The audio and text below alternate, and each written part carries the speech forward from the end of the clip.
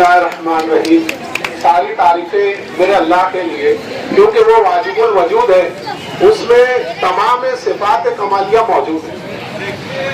आज के इस प्रोग्राम के साथ खलील उक्के साहब और स्टेज पे बैठे हुए शहर की सरकर्दा शख्सियत और दावत नहीं देने के बावजूद भी एक जज्बे के साथ इस प्रोग्राम में कई जो है सोशल वर्क और अपने आरिफ भाई, उसके बाद जो है फैजान भाई, इस तरीके से इन्होंने मेरे हौसले को बढ़ाया। जब ये बात का इल्म हुआ, अपोजिशन को इस बात का इल्म हुआ कि हम अब्दुल्ला नगर ए के अंदर एक मीटिंग लेने वाले हैं, तो यकीन मानिए इस अब्दुल्ला नगर ए का माहौल गर्म हो गया। इन्होंने हमारे प्रोग्राम को रोकने के लिए हमारे सर में बड़े बड़े झंडे लगा दिए, एक इधर से एक उधर से। इनकी सोचे ये थी कि ये प्रोग्राम ना हो जाए, लेकिन मैं उनसे ये कहना चाहूंगा कि 8-10 साल से मैं इसके अंदर वर्कआउट कर रहा हूँ, शहर की खिदमत करने के अंदर 8 साल से वर्कआउट कर रहा हूँ। मेरे हौसले को और मेरी ताकत को ये ना अहम लीडर कभी रोक नहीं सकते, क्योंकि एक मुखलिसी तौर से मैं शहर के अंदर काम कर रहा हूँ। ये मुझे जो है किसी भी तरह से टॉर्चर करके, हैरान करके मेरी उम्मीदों को गिरा नहीं सकते। तो इन्होंने ये सोचा कि इस वार्ड के अंदर ये प्रोग्राम ना हो, लेकिन मैं सलाम करता हूँ उन लोगों को जो इस प्रोग्राम की जीनत बने, और उन्होंने भी मुझ जैसा सोचा।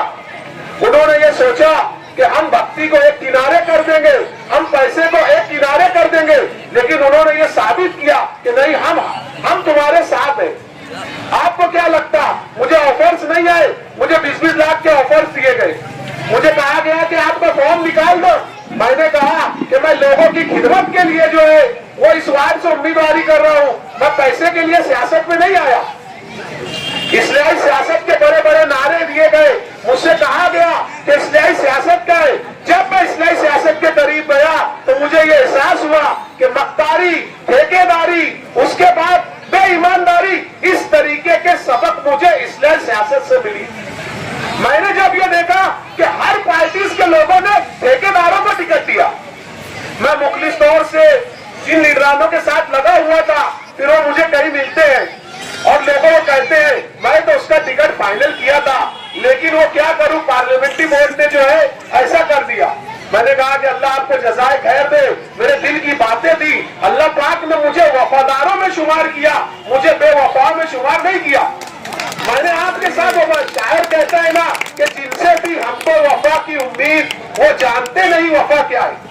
मैंने वफादारी से असेंबली में उनका साथ दिया, मेरे अंदर जो जज्बात थे, मैंने हजारों लोगों को दुश्मन बनाकर उनका साथ दिया, और उनको आमदार की कुर्सी में बैठाने में हिसाब बेकरी वाले का बहुत बड़ा हाथ है। लेकिन मैं ये कहना चाहता हूँ कि आप जो है ये सोचो कि आपके भी जैसा मुखलिस, जिसने शहर के अंदर आज रजापुरा रोड ले लो, मस्जिद सईदा जिन 1 करोड़ का बजट लाने वाला पूरे शहर में अगर बिगर कारपोरेटर के कोई उम्मीदवार है जो कभी कारपोरेटर नहीं रहा, 1 करोड़ का बजट लाने वाले का नाम एहतशाम बेकरी वाला। उसके बाद 140 LED लाइट, जबकि 25-50 LED लाइट कारपोरेटर को मिलते हैं, लेकिन ये हमारा वार्ड इन सारी चीजों से महरूम रहा। अल्हम्दुलिल्लाह इस पूरे वार्ड के अंदर गोल्डन नगर, हबीब गांव से वाले जितने बड़े बड़े शहराए के रोड है, उनके ऊपर जो है 141 व्हाइट LED आप देख सकते हैं, ये हिसाब बेकरी वाले ने लगाया। उसके बाद मैंने ये सोचा कि खातीन के ताल्लुक से बयानात करके उनकी ऑटो को ले लेना, लेकिन मैंने ऐसा नहीं किया।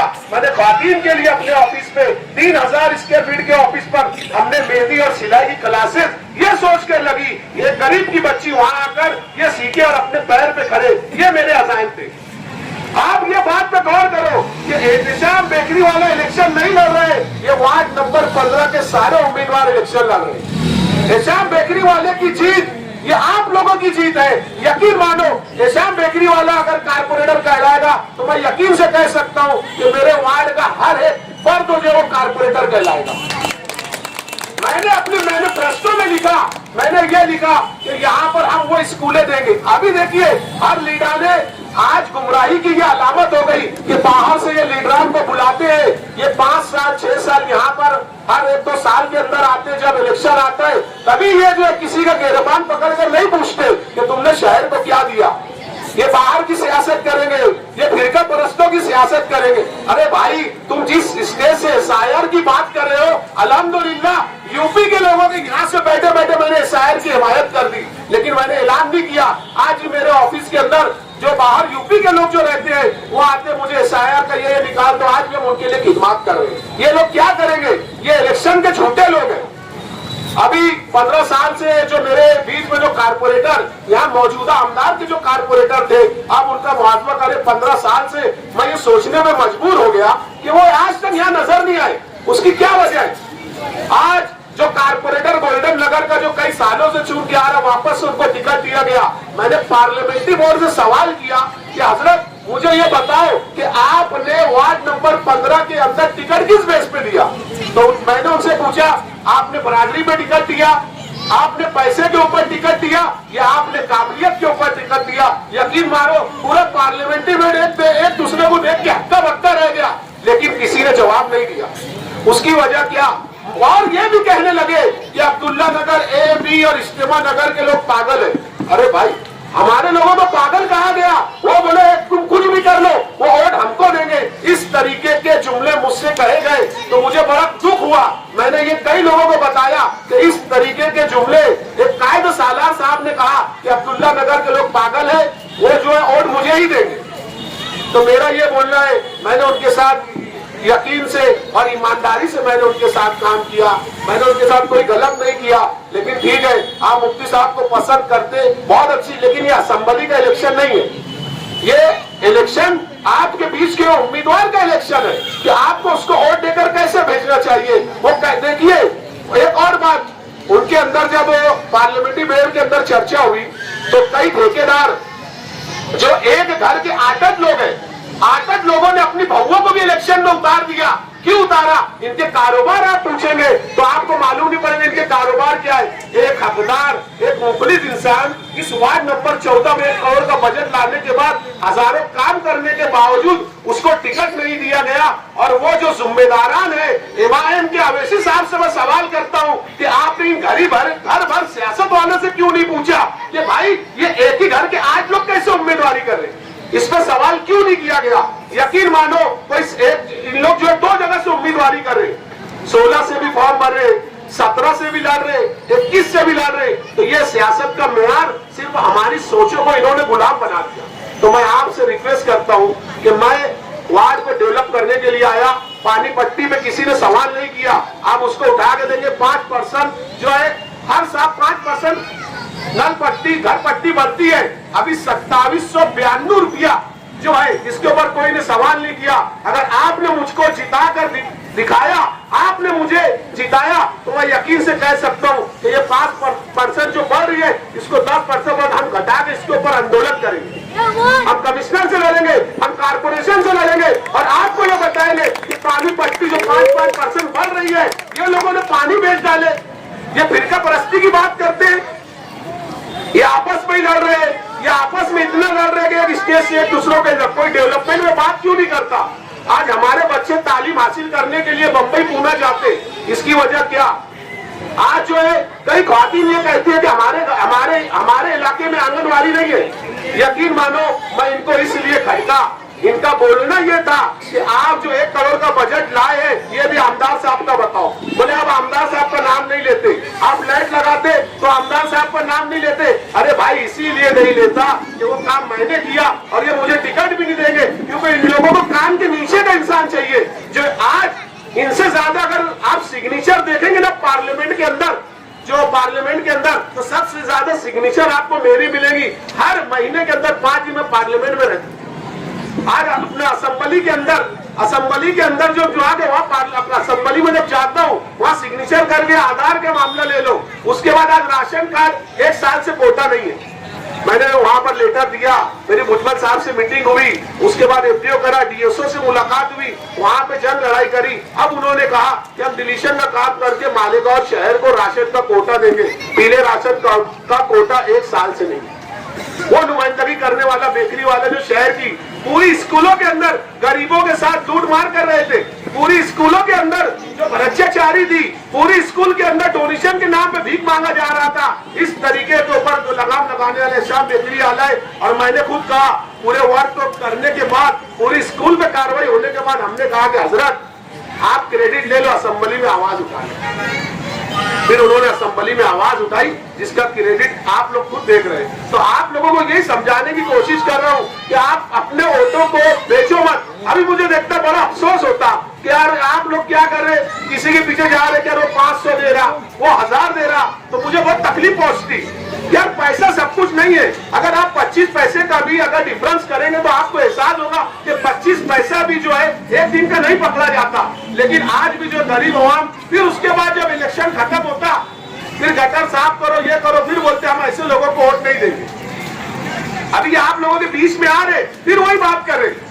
अभी देखो मैं 1 करोड़ बांटूंगा, 2 करोड़ बांटूंगा, इस तरीके की हरकतें अगर आप लोगों ने इनको सबक नहीं सिखाया तो यकीन मानिए आने वाली नस्लें जो है ना, ये इसका भुगतान भरेगी। और यही हो रहा, आज मजदूर का बच्चा मजदूरी क्यों है?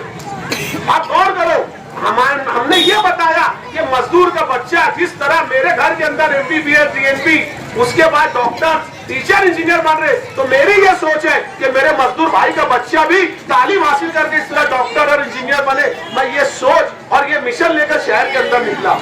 तो मैं आप लोगों से फिर गुजारिश कर रहा हूँ, ये नारियल निशानी आपके पास 4 वोटे हैं। मैं तो ये कहूंगा कि इनको ये 3 भी मत दो, नोटे का बटन दबाओ। इन्होंने वार्ड को कुछ नहीं दिया, ये खस्ता हालियां, ये गटरे, ये नालियां, ये लाइटें, और इस तरीके से कोई स्कूल का लिहाज नहीं, कोई स्कूलें नहीं, आंगनवाड़ी नहीं। ये बयान करती है इनकी कारकर्दगी को। अगर हमने ईमान के भी 3 दर्जे बताए गए, अगर आप गलत देखते हैं तो अपने हाथों से रोक दो, अगर हाथ से नहीं रोक सकते तो जो है कम से कम जो है अपने दिल से उसको जो है बुरा मानो कि नहीं भाई ये बात बुरी चीज है। तो आप लोग अगर इस चीजों पे अगर गौर नहीं करेंगे तो फिर कौन करेगा? आज ये वक्त तो आ गया कि हमको एकजुट होके एक तरफा जो है, मेरे सामने जो लोग हैं गोल्डन नगर के 3 उम्मीदवार एक ही इलाके के, उनका काम देखो, मेरा काम देखो। मैं ये नहीं कह रहा कि आप मुझे वोट दो, लेकिन मैं आपसे ये चाहता हूं कि आप जो वोट देने वाले हैं वो काम की निस्बत पे दो। मैं यहाँ पर आए हुए सभी लोगों का तहे दिल से शुक्रिया अदा करता हूं और मैं उनसे गुजारिश करता हूं कि मेरे कांधे से कांधा मिलाकर मेरे साथ चलकर ये इलेक्शन आप ये तय करेगा कि वाकई वार्ड नंबर 15 के लोग जो है वो समझदार हो गए और वो अच्छे लोगों को वोट देंगे। ये भी अगर अच्छे लोगों को आप वोट देंगे तो उसका रिजल्ट शहर खुद ब खुद देखेगा। और मैं ये चाहता हूँ कि पूरे वार्ड नंबर 15 के जो मसाइल है, आप मसाइल लाओ, इलेक्शन तो बाद में होते रहेंगे, अगर वो मसाइल मेरी ताकत के एतबार से होगा तो मैं उसको हल करने की कोशिश करूंगा। जितने भी लोग यहाँ पर आए मैं सबका तहे दिल से शुक्रिया। बिस्मिल्लाहिर्रहमानिर्रहीम। आज की इस इलेक्शनी मीटिंग के सदर अली भाई, खलील वकील साहब, खलील हुक्के साहब और हमारे हर दिल अजीज दोस्तों अली जनाब एहतसाम भाई बेकरी वाला साहब। अजीज दोस्तों, आप बखूबी जानते हैं कि आने वाली 15 जनवरी को मालेगांव शहर समेत पूरे महाराष्ट्र के म्युनिसिपल कॉर्पोरेशन इलेक्शन जो है उसकी वोटिंग होनी है। दोस्तों, आपसे सिर्फ इतनी गुजारिश है कि हर उम्मीदवार जो आपके दरमियान आता है वो इलेक्शन में खड़े होने से पहले बड़े बड़े वादे करता है कि मैं आपके वार्ड में ये काम करूंगा, वो काम करूंगा, बड़े बड़े वादे करता है। उसके बाद इलेक्शन में खड़े होने के बाद गधे के सर से जिस तरीके से सींग गायब होती है उसी तरीके से वो उम्मीदवार गायब होता हुआ नजर आता है। मगर मुझे बड़ा फक्र है हमारे दोस्त एहतसाम बेकरी वाला के ऊपर कि उन्होंने लोग काम करने चुन के आने के बाद काम करने की बात करते, मगर एहतसाम बेकरी वाला वो वाहिद शख्स है जिसने पहले काम किया उसके बाद मैदान में आकर वोट देने की बात कर रहा है। ये एक बहुत बड़ा काम है। और देखो, कुछ लोग कहते हैं कि ये काम कर रहे हैं ना, तो ये आने वाले दिनों में इलेक्शन में खड़े होगा, वोट मांगेगा। मैं आप लोगों से पूछता हूँ कि आप लोग वोट देते किस लिए? किस लिए देते हो? काम के लिए ही देते हो ना। तो ये बंदा पहले काम कर रहा है, उसके बाद अपने काम की सलाहियत, अपने आप की सलाहियत और काबिलियत को मनवाने के बाद आपके दरमियान में आया और आपसे वोट की तलब कर रहा है, आपसे वोट मांग रहा है, ये बहुत बड़ा काम है। दोस्तों, हमने देखा है आज जो है बड़े बड़े अमाउंट में लोगों का टिकट बिक रहा है, बड़े बड़े घराने और बड़े बड़े नामचीन लोगों को टिकट दिया जाता है, मगर तुम्हारे हमारे जैसे कौम का दर्द रखने वाले, कौम के हमदर्द और काम करने वालों को सिर्फ इस बिना पर टिकट नहीं दिया जाता कि उनके पास हराम का पैसा नहीं रहता टिकट के लिए। आप पूरे शहर में घूमो, बड़े बड़े दावे करने वाले, वादे करने वाले, कायद और सालार, दमदार नुमाइंदगी का दम भरने वाले आपको पूरे शहर में बासगश्त या बातें घूम रही है। किसी से 50 लाख लिया गया, किसी से 40 लाख लिया गया, उसके बाद टिकट दिया गया। आप मुझे बताओ, ये असेंबली का इलेक्शन है क्या? ये एक वार्ड का छोटा मोटा, और असेंबली के इलेक्शन में जो है वो महाराष्ट्र लेवल की, महाराष्ट्र रियासती लेवल पे बात की जाती है। मगर देखने में यह आए कि एक वार्ड का इलेक्शन है, होना तो ये चाहिए कि वार्ड के जो मसाइल है, गंदगी, रोड, गटर, बुनियादी सहूलियात, बिजली, पानी वगैरह पर बात होनी चाहिए।